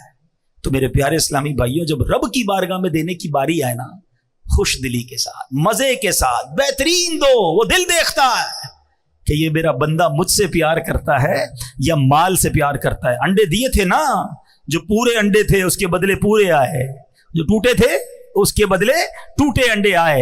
आइए मेरे प्यारे इस्लामी भाइयों, अब बयान खत्म करने से पहले एक और प्रॉब्लम भी है जो माल देते वक्त, सदका देते वक्त हम गड़बड़ कर जाते हैं। अल्लाह के प्यारे हबीब सल्लल्लाहु ताला अलैहि वसल्लम ने खुद इसके बारे में हमारी रहनुमाई फरमाई है। यह हदीस पाक सुन लें कि एक मर्तबा एक शख्स बारगाह रिसालत में हाजिर हुआ। अर्ज़ की कि हुजूर क़यामत के दिन कौन सी चीज नजात दिलाएगी? अल्लाह के हबीब अलैहिस्सलाम ने फरमाया, अल्लाह पाक के साथ बददियानती ना करना। तो उसने कहा, हुजूर अल्लाह पाक के साथ बंदा कैसे बददियानती कर सकता है? अल्लाह यानी हमारी आम सी जबान में अल्लाह से बेईमानी कैसे हो सकती है? अल्लाह से बददियानती कैसे हो सकती है? तो प्यारे आका अलैहिस्सलाम ने फरमाया कि तुम अल्लाह पाक और उसके रसूल की फर्मा बरदारी वाला काम गैरुल्लाह को राजी करने के लिए करो, यह है बददियानती। बस रियाकारी से बचते रहो, क्योंकि रियाकारी शिर्क असगर है और कयामत के दिन रियाकार को 4 नामों से पुकारा जाएगा। ए बदकार, ए धोखेबाज, ए काफिर, ए नुकसान उठाने वाले, तेरा अमल खराब हुआ, तेरा अजर बर्बाद हुआ, आज तेरे लिए कोई हिस्सा नहीं। ए धोखा देने की कोशिश करने वाले, अपना सवाब उसके पास तलाश कर जिसके लिए अमल किया करता था। ये बड़ा मसला है। अव्वल तो नेकी होती नहीं, नेकी हो जाए तो छुपती नहीं, बेचैनी शुरू हो जाती है। पता तो चले ना, माँ बदौलत ने इतने पैसे दिए, जरा इमाम साहब नाम लेके ऐलान करें ना। हैं वो पहले जमाने में क्या होता था कि भाई वो अखबार में तस्वीर खिंचवाते थे, बड़ा मुश्किल होता था, बड़े बड़े लोगों की आती थी। अब तो हर बंदे के अपना अखबार है। पहले कहते नेकी कर दरिया में डाल, अब नेकी कर सोशल मीडिया पे डाल। हर चीज वीडियो बनानी है, हर चीज की तस्वीर बनानी, हर चीज लोगों को बतानी कि इतना सदका दिया, इतना खैरात दिया। वो अभी रमजान आएगा, पहले भी हुआ था कि राशन का 1 बोरा होता था, वो गरीब को 1 बोरा 5 बंदे मिलके दे रहे हैं, सब सेल्फी बना रहे हैं, देखो इस गरीब की हमने मदद की है। उसके दिल पर क्या गुजरती होगी? نہ کرو ایسا. احسان نہیں جتانا ہے. میں نے شروع میں بتایا میرا اور آپ کا جب ہے ہی کچھ نہیں تو احسان کس بات کا جتانا. تو یہ ریاکاری جو ہے نا یہ بڑا خطرناک وار ہے شیطان کا. اور صرف یہ صدقہ خیرات میں ہی, نماز والے کو بھی ریاکاری آتی ہے. میں تہجد پڑھتا ہوں, میں تو 5 ٹائم نماز باجماعت پڑھتا ہوں, کیوں بتانا ہے بھائی لوگوں کو؟ تہجد تو اکیلے میں پڑھی جاتی ہے, آپ دنیا کو بتا رہے ہیں. ٹھیک ہے نا. ایسی ہر روزے دار رجب شعبان رمضان کے میں روزے رکھتا ہوں. کس نے پوچھا آپ سے بھائی؟ روزہ تو ہے ہی ایسی عبادت جب تک بتائے نہ پتہ نہیں چلتی, مگر ہمیں پیٹ میں درد شروع ہو جاتا ہے, میں نے روزہ رکھا ہے, سامنے والے کو کیوں نہیں پتا؟ چیک کرو اپنا دل. حدیث پاک میں نبی پاک نے جملہ چھوٹا نہیں فرمایا, اللہ سے بددیانتی ہے یہ, اللہ کے ساتھ بےایمانی ہو گئی نا. عبادت اللہ کی کر رہے ہیں, دکھا دوسروں کو رہے ہیں, اور دوسروں کو دکھانے کے لیے کر رہے ہیں. تو یہ نہ کریں, کہیں ایسا نہ ہو سارا سفر بیکار ہو جائے. تو اللہ کی راہ میں اس بار خرچ کریں, دل کھول کر کریں, پورا رمضان عبادت کریں, مگر ریاکاری سے بچیں. اچھا اب آخری بات, ریاکاری والی بات ہو یا اس طرح کی کوئی بھی بات ہو نا, اتنا مردود ہے شیطان. جب ایسی بات کرتے ہیں نا ہمیں کوئی اور بندہ یاد آتا ہے. ہاں یار یہ حضرت صحیح کہہ رہے, وہ فلاں آدمی نا جب بھی چندہ دیتا ہے اعلان کرواتا ہے, بہت بڑا ریاکار ہے. بھائی کسی اور کے لیے میں نہیں کہہ رہا, اپنے آپ کو چیک کرو, وہ کس نیت سے کر رہا ہے وہ جانے, اس کا رب جانے. بعض صورتوں میں اعلان کرنے کی اجازت ہے. اب مثال کے طور پر میں یہاں اعلان کروں کہ بھائی میں 500 روپے دے رہا ہوں, آپ سب بھی دیں, تو میری نیت کیا ہے کہ مجھے دیکھ کر ہو سکتا ہے کچھ اور بھی دے دیں تو مجھے ثواب ملے گا. انما الاعمال بالنیات. ہم اپنے دل سے پوچھ لیں میں کیوں اعلان کر رہا ہوں, سامنے والے کا دل چیک مت کرنا. تو ریاکاری سے بچیں, دکھلاوے سے بچیں, اور جب بھی کسی کی مدد کریں نا احسان نہ جتائیں. یہ بہت بڑا مسئلہ ہے. قرآن کہتا ہے یا ایھا الذین آمنوا لا تبطلوا صدقاتکم بالمن والعطا. اے ایمان والو اپنے صدقے باطل نہ کرو احسان جتا کر, تکلیف پہنچا کر. ہاں بھائی یاد ہے نا, نوکری کرنے آیا تھا میرے پاس, 2 پٹی کے چپل پہن کر آیا تھا, آج موٹر سائیکل والا ہو گیا. میرا احسان یاد ہے؟ بھول تو نہیں گیا؟ میں نے قرضہ دیا تھا, ٹھیلا لگاتا تھا, دکان والا ہو گیا. تیری بہن کی شادی کے وقت تو میرے پاس آیا تھا, میں نے تیرے کو قرضہ دیا تھا. توبہ توبہ توبہ. جو یہ کرتا ہے وہ سوچے وہ کتنی تکلیف پہنچاتا ہے اس غریب آدمی کو. ارے میرے پاس تھا کیا, اللہ کی مہربانی تھی تو میں نے اس کی مدد کی ہے. میں بھی تو کسی کے دروازے پر مدد لینے جا سکتا تھا. کبھی زندگی میں احسان مت جتانا. احسان جتانے سے اس کو تکلیف پہنچتی ہے. تمہارا صدقہ بھی ضائع ہو گیا. میں نے عمرہ کروایا تھا, میں نے اس کو حج کروایا, میں نے کچھ نہیں کیا یار, اللہ نے دیا تو سب ہوا ہے. ہمارے بزرگ کیسے مدد کرتے تھے, کبھی کبھی ایسے بھی کیا کرو کہ جس کی مدد کی نا اس کو پتہ بھی نہ چلے کہ مدد کس نے کی ہے. ہاں اس کو پتہ بھی نہ چلے, خفیہ طور پہ اس کے پاس مدد پہنچ جایا کرتی تھی. ہم تو جناب بولتے بھائی پیسے میں نے دیے, اب روز نماز کے بعد دعا کرنا میرے لیے, اس کی ڈیوٹی لگا دیتے ہیں. ارے وہ دعا کرے نہ کرے کیوں جتا رہے ہو, اللہ تو دیکھ رہا ہے نا. اللہ نے قبول کر لیا, تمہارے وارے نیارے ہو جائیں گے. دعائیں لینے والے بنو, ہائے لینے والے نہ بنو. تو اے میرے پیارے اسلامی بھائیوں, سارا مال کس کا ہے؟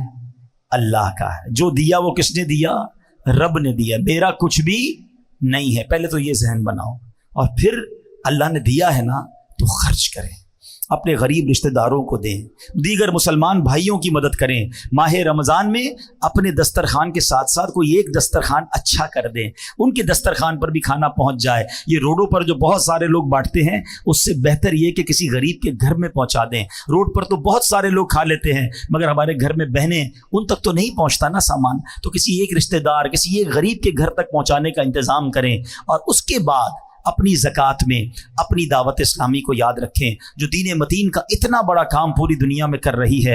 ہمارے مدرسۃ المدینہ اور جامعۃ المدینہ ہیں, جس میں بچے اور بچیاں بغیر فیس کے قرآن پاک پڑھ رہے ہیں, درس نظامی کر رہے ہیں. الحمدللہ 1 لاکھ سے زیادہ حافظ قرآن دعوت اسلامی نے پاکستان میں اس امت کو عطا فرما دیے ہیں. کراچی کے بزرگ بیٹھے ہیں, ایک اشارہ کروں گا, میری بات سمجھ جائیں گے. میں جب چھوٹا تھا, آج سے 30 سال پرانی اگر بات کریں, تو کراچی میں تراویح پڑھانے کے لیے حافظ قرآن نہیں ملتا تھا, پنجاب سے بلانا پڑتا تھا. ایسا ہی ہے.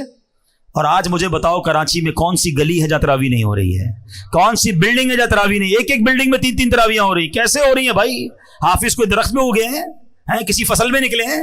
یہ دعوت اسلامی کے مدرسے ہیں. الحمدللہ 1 لاکھ سے زیادہ حافظ قرآن دعوت اسلامی نے بنا دیے. قرآن کی خدمت کا کیسا نظام بنایا. ہزاروں بچوں اور بچیوں نے درس نظامی کر لیا. 150 کے قریب انگلش میڈیم اسکول بنا دیے. 34,000 بچے اور بچیاں اس میں دنیاوی تعلیم کے ساتھ ساتھ دینی تعلیم حاصل کر رہے ہیں. سال کی 600 کے قریب مسجدیں دعوت اسلامی ملک اور بیرون ملک میں بنا رہی ہے. آج کل چینل پر جو بے حیائی اور فحاشی ہے کسی کو بتانے کی ضرورت نہیں ہے، مگر ایک چینل ایسا ہے جس کو دیکھ کر غیر مسلم مسلمان ہو رہے ہیں، بے نمازی نمازی بن رہے ہیں، شرابی شراب چھوڑ رہے ہیں. ارے چینل دیکھ کر رقص و سرور کی محفل سجدے تو سنی ہوں گی، مگر یہ کیسا چینل آیا جس کو دیکھ کر مدینے کی یاد میں آنسو بہ رہے ہیں، اللہ کے خوف سے دل لرز رہے ہیں، لوگ گناہوں سے توبہ کر رہے ہیں، ماں باپ کا ہاتھ چوم رہے ہیں، صرف اردو زبان میں نہیں، انگلش زبان میں، پھر اس کے بعد بنگلہ زبان میں، اب جناب عربی زبان میں یوٹیوب پر مدری چینل شروع کر دیا. بچوں کی نفسیات کے مطابق بچوں کے پروگرام کڈز مدری چینل شروع کیا گیا. اور اس کے بعد جب کارٹونز کے ذریعے بے حیائی پھیلائی جا رہی ہے، کارٹونز کے ذریعے اب جناب بچوں کے ساتھ ان کو غلط رسم و رواج سکھائے جا رہے تھے، تو اس کو کاؤنٹر کرنے کے لیے دعوت اسلامی نے اینیمیٹڈ خاکے بنائے، اپنے اسلامک کارٹونز بنائے، اور اب وہ کارٹونز بھی کئی زبانوں میں الحمدللہ شائع کیے جا رہے ہیں. اور آپ کو جان کر خوشی ہوگی اس کی پذیرائی کیسے ہے. کبھی موقع ملے تو یوٹیوب پر کڈز لینڈ مدنی چینل کو سرچ کیجئے گا. ہمارے ایک ایک کارٹون کے کلپ کو 50 ملین لوگوں نے دیکھا ہے. 50 ملین کا مطلب 5 کروڑ لوگ ہوتے ہیں، 40 ملین کا مطلب 4 کروڑ لوگ ہوتے ہیں. تو دنیا بھر کے بچے دیکھ رہے ہیں، وہ دین سیکھ رہے ہیں. کون سا میدان ہے جس میں دعوت اسلامی لا دینی قوتوں کا مقابلہ نہیں کر رہی. اور آگے چلیں، اب جب فلاحی کام کی بات کرتے ہیں، آقا علیہ الصلوۃ والسلام کی دکھیاری امت کی بات کرتے ہیں، تو کس موقع پر دعوت اسلامی نے خدمت نہیں دی. 2005 میں زلزلہ آیا، کشمیر میں زلزلہ آیا، اس زمانے میں بھی دعوت اسلامی والوں نے وہاں جا کر کروڑوں روپے کی امداد کی. اور جب 2019-20 میں کووڈ آیا، 1 کروڑ کے قریب مسلمانوں تک کھانا پانی اور راشن پہنچایا گیا، کروڑوں روپے کی امداد کی گئی. اس کے بعد 2022 میں جب سیلاب آیا، 3.5 ارب کے قریب روپے اور سامان وہاں تقسیم کیا گیا. ایک نیا کام FGRF کے تحت ہو رہا ہے جو شاید کراچی والوں کو نہیں پتا. اے کراچی والوں، ہم بڑے سکون میں ہیں. ہمارے سندھ کے بھائی اب تک ڈوبے ہوئے ہیں. لوگ سمجھتے سیلاب ختم ہو گیا، اب بھی لاکھوں لوگوں کے گھروں میں پانی موجود ہے، ابھی بھی لاکھوں ایکڑ زمین پر پانی موجود ہے. ہماری ٹیم جب وہاں گئی اور جا کر دیکھا کہ 6 مہینے ہو گئے اب تک پانی نہیں نکلا ہے. جتنا سوکھنا تھا سوکھ گیا، جتنا نکلنا تھا نکل گیا، اب نہیں نکل رہا. اور نہیں نکلے گا تو ان کے گھر کیسے آباد ہوں گے؟ ہاسپٹلز میں پانی، مسجدوں میں پانی، قبرستان میں پانی. اب فیصلہ کیا گیا کہ ہم پمپ لگاتے ہیں اور ان کا پانی باہر نکالتے ہیں. آپ کو یاد ہوگا ایک بار کراچی میں بارش ہوئی تھی تو یہ پورا خارا در کا ایریا پانی سے بھر گیا تھا، اور پانی 1 ہفتہ رہا تھا تو اس پانی میں بدبو اور گندگی کا عالم کیا تھا. ادھر بھی دعوت اسلامی والوں نے پمپ لگائے تھے، مگر ادھر 6 مہینے ہو گئے ہیں وہ پانی نہیں نکلا ہے. آپ کو جان کر خوشی ہوگی اب تک 5 ارب گیلن پانی دعوت اسلامی والے نکال چکے ہیں. تقریباً 30,000 ایکڑ سے زیادہ زمین ہم نے پانی سے فارغ کر دی ہے. قبرستان پانی سے فارغ ہو گئے، اسکولیں، مسجدیں، ہاسپٹل، الحمدللہ لوگ اپنا کام کاج کرنے لگ گئے. مگر اب بھی یہ کام جاری ہے، اب بھی ہمارے پمپ لگے ہوئے ہیں، اب بھی لاکھوں روپے کا ڈیزل روزانہ کی بنیاد پر بھیجا جا رہا ہے تاکہ ہمارے مسلمان دکھیارے بھائیوں کا پانی نکلے. ابھی یہ کام جاری تھا کہ ترکیہ میں زلزلہ آ گیا، شام میں زلزلہ آیا. دعوت اسلامی والے صبح و شام وہاں بھی کام کر رہے ہیں. ہم نے الحمدللہ اب ایک اور کانٹریکٹ سائن کیا ہے ترکی گورنمنٹ کے ساتھ مل کر کہ ہم اب کنٹینر دے رہے ہیں. کنٹینر ہاؤسز کہلاتے ہیں. ایک ایسا کنٹینر وہاں بنتا ہے جس میں 2 بیڈ روم، 1 باتھ روم اور چھوٹا سا کچن ہوتا ہے، کیونکہ ان لوگوں کو تقریباً 1.5 سے 2 سال کنٹینر میں رہنا پڑے گا تب جا کے یہ عمارتیں بنیں گی. تو الحمدللہ اب ہم نے کنٹینر دینا شروع کر دیے ہیں، آرڈر دے دیا ہے. تھوڑے دنوں بعد آپ مدری چینل پر سوشل میڈیا پر دیکھیں گے ایک ایسی بستی آباد ہوگی ترکی میں کہ جہاں FGRF کے کنٹینر ہوں گے. اور ہم صرف کنٹینر کھانا اور راشن نہیں دیتے، ہم ساتھ دین بھی سکھاتے ہیں، ہم سنتیں بھی سکھاتے ہیں، ہم نماز بھی پڑھواتے ہیں. ہم نے الحمدللہ اسی کنٹینر کی بستی میں مسجد بنانے کا بھی پلان کر لیا ہے. قرآن بھی پڑھائیں گے، نماز بھی پڑھائیں گے اور روزانہ کی بنیاد پر کھانا بھی کھلائیں گے. یہاں میں یہ بھی اشارہ کر دیتا ہوں کہ کچھ لوگ ماشاءاللہ اپنے طور پر اپنی NGO بنا کر یا اپنے طور پر غریبوں کو راشن دے رہے ہوتے ہیں. بالکل دیجئے، بہت اچھا کام ہے، لیکن اگر یہی کام آپ دعوت اسلامی کے ساتھ کر لیں گے نا، ہم راشن بھی دیں گے، ان کو اجتماع میں بھی لے آئیں گے. جائیں گے, ان کے بچوں کو مدرسہ بھی لے جائیں گے, جن جن کو راشن دیتے ہیں ان کا ڈیٹا رکھتے ہیں تاکہ ان کے گھر کی خواتین بھی دین سیکھ لیں. تو الحمدللہ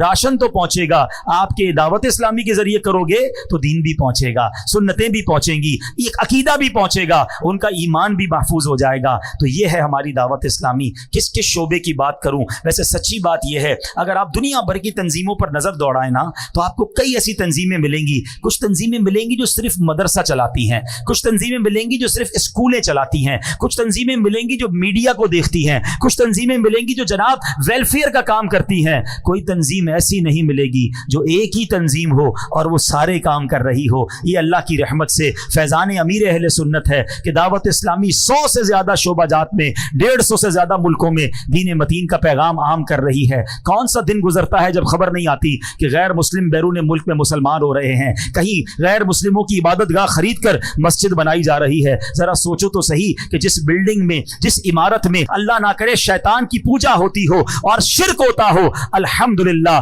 اب وہاں رحمان کو سجدے ہو رہے ہیں, وہ مسجد میں کنورٹ ہو چکی ہے. یہ ایک دو نہیں ہے, اکیلے میں مجھ سے کوئی مل لے, ہم آپ کو بتائیں گے کہ پوری دنیا میں ایسی کتنی غیر مسلموں کی عبادت گاہیں ہیں جو دعوت اسلامی نے بدل کر رکھ دی. ایسا انقلاب یہ فقط دعوت اسلامی کے پیارے ماحول میں ملتا ہے. سچی بات بتاؤں, یہ میرے اور آپ کے پیسوں کے نصیب جاگتے ہیں, میرے اور آپ کے مال کے بھاگ جاگتے ہیں کہ وہ دین کے اتنے بڑے کام میں صرف ہو جائیں. تو اے میرے پیارے اسلامی بھائیوں, اس بار اپنی دعوت اسلامی کا ساتھ ضرور دینا, اس بار دل کھول کر ساتھ دینا, اور اپنی زکوٰۃ, اپنے عطیات, اپنا فطرہ ضرور دینا. ایک اور بات کر دیتا ہوں, کیونکہ ہم آج کل ڈونیشن کے لیے لوگوں کے پاس جا رہے ہیں. ایک عجب سا مسکنسیپشن بن گیا ہے کہ جناب دعوت اسلامی بہت اچھی تحریک ہے, دعوت اسلامی بہت بڑا کام کر رہی ہے, مگر دعوت اسلامی والوں کے پاس پیسے بھی بہت ہیں, تو اس لیے بہتر ہے کسی اور کو دے دو.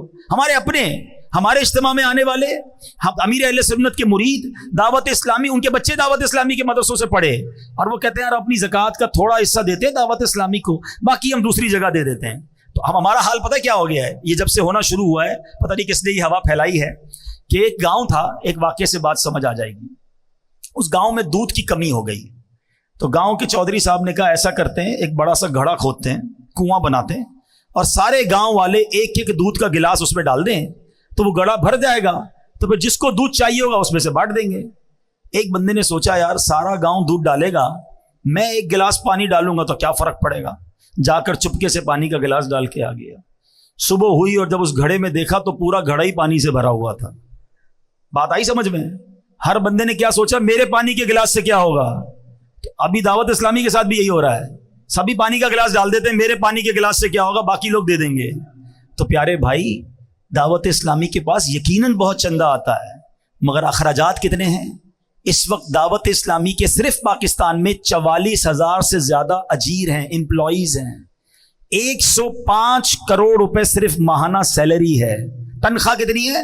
105 کروڑ. 1 ارب 5 کروڑ ہر مہینے تنخواہ دینی ہوتی ہے ہمیں. میں الحمدللہ ایسے بھی عاشقان رسول کو جانتا ہوں جو کہتے ہیں دعوت اسلامی کے اتنے احسان ہیں کہ میں پوری زکوٰۃ دعوت اسلامی کو دے دیتا ہوں, اور اپنے غریب رشتہ داروں کو میں صدقہ خیرات سے دیتا ہوں. اور بھی دینا بھائی, تو زکوٰۃ یہاں دے دیتا ہوں تو 100% مجھے پتا ہے کہ شرعی تقاضوں کے مطابق مفتیان کرام سے پوچھ کر ادا ہو جاتی ہے, تو میرا فرض ادا ہو جاتا ہے.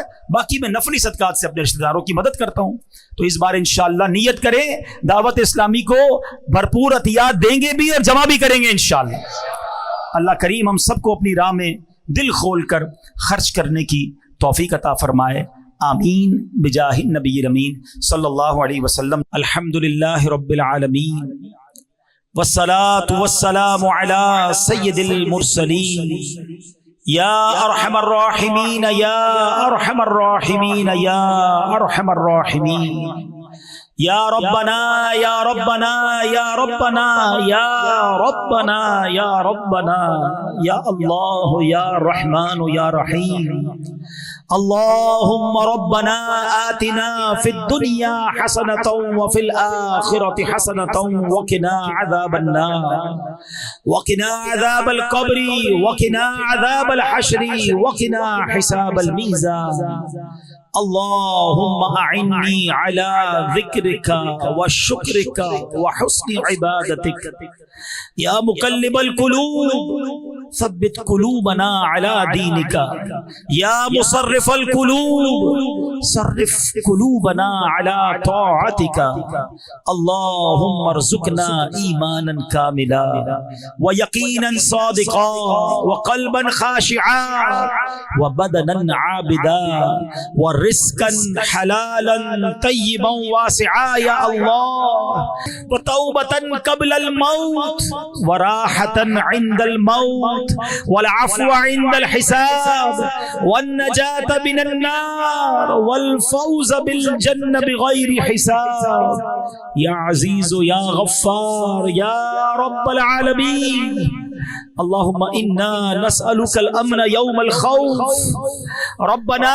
حاسبني حسابا يسيرا انك على كل شيء قدير انك لا تخلف الميعاد اللهم ارزقنا حجا مبرورا وسعيا مشكورا وذنبا مغفورا وتجارة لن تبور يا عالم ما في الصدور اخرجنا يا الله من الظلمات الى النور اے ڈوبتوں کو بچانے والے، اے بے کسوں کی دستگیری کرنے والے، اے گناہگاروں کی مغفرت فرمانے والے مولا، تیرے گناہگار سیاہ کار سیاہ شعار بندے تیرے دربار میں ہاتھ اٹھائے حاضر ہیں، جھولی پھیلائے ہاتھ پھیلائے تیرے گھر میں جمع ہو گئے۔ انت الغنی ونحن فقراء یا اللہ، انت الغنی ونحن فقراء یا اللہ۔ اے رب کریم ہماری خالی جھولیوں میں مغفرت کی خیرات ڈال دے، ہمیں اپنی رضا کی خیرات سے نواز دے۔ اے اللہ ہمارے صغیرہ گناہ بھی معاف کر دے، ہمارے کبیرہ گناہ بھی معاف فرما دے، ہمارے چھپ کر کیے ہوئے گناہ بھی معاف کر دے، ہمارے اعلانیہ گناہ بھی معاف کر دے۔ اللہم انک عفو کریم تحب العفو فاعف عنا یا کریم فاعف عنا یا غفور۔ استغفر اللہ ربی من کل ذنب واتوب الیہ، استغفر اللہ العظیم من کل ذنب عظیم۔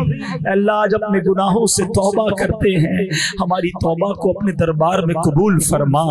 آئندہ گناہ نہ کرنے کا ارادہ کرتے ہیں، اے اللہ اس ارادے پر استقامت اپنے کرم سے عطا فرما۔ اے اللہ پچھلی زندگی تو بڑی گناہوں میں گزاری، اے اللہ پچھلے معاف فرما دے اور اگلی زندگی اچھی گزارنے کی توفیق عطا فرما۔ 5 وقت کا نمازی بنا دے، تلاوت قرآن کرنے والا بنا دے، روزانہ درود پاک پڑھنے والا بنا دے، فقط حلال روزی نصیب فرما، رزق حرام سے ہم سب کو محفوظ فرما۔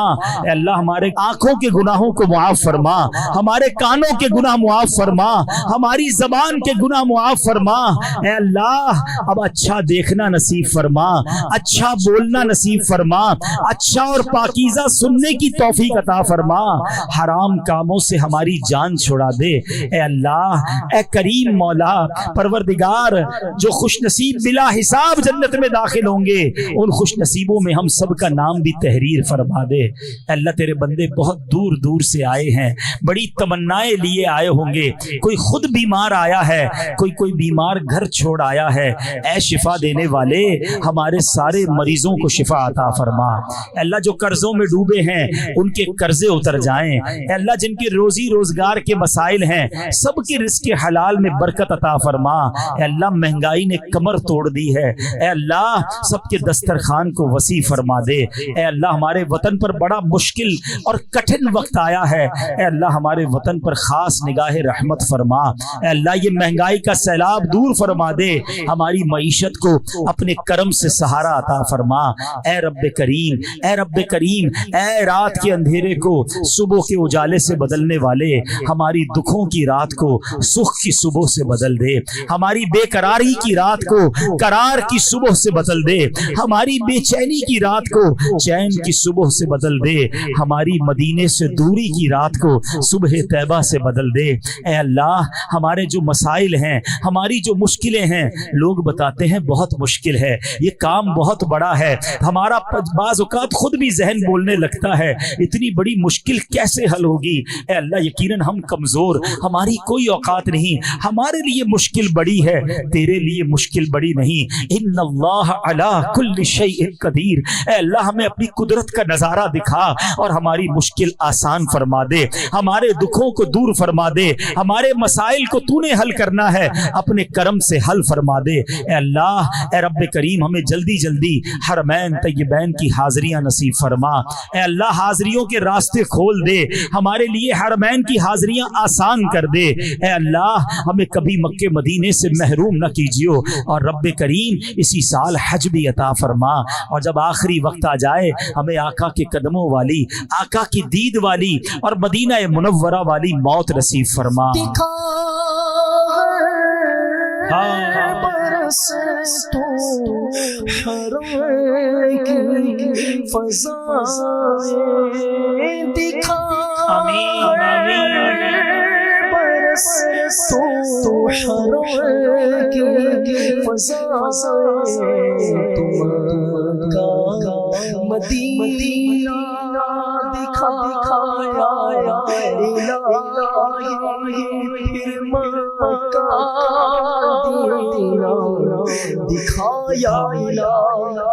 اے رب کریم عالم اسلام کا بول بالا فرما، ہماری دعوت اسلامی کو ترقیاں اور عروج عطا فرما۔ قبلہ امیر اہل سنت، تمام علماء اور مشائخ اہل سنت کا سایہ ہمارے سروں پر تا دیر قائم و دائم فرما۔ وَأُفَوِّضُ أَمْرِي إِلَى اللَّهِ إِنَّ اللَّهَ بَصِيرٌ بِالْعِبَادِ لَا إِلَهَ إِلَّا أَنْتَ سُبْحَانَكَ إِنِّي كُنْتُ مِنَ الظَّالِمِينَ۔ کہتے رہتے ہیں دعا کے واسطے بندے تیرے، کر دے پوری آرزو ہر بے کسو مجبور کی۔ برکت ان اللہ وملائکتہ یصلون علی النبی یا ایھا الذین آمنوا صلوا علیہ وسلموا تسلیما۔ اللهم صل على سيدنا ومولانا محمد طب القلوب ودوائها وعافية الأبدان وشفائها ونور الأبصار وضيائها وعلى آله وصحبه وبارك وسلم۔ جب دمیں واپسی ہو یا اللہ، سامنے ہو روضہ رسول اللہ، اور لب پہ ہو لا الہ الا اللہ محمد رسول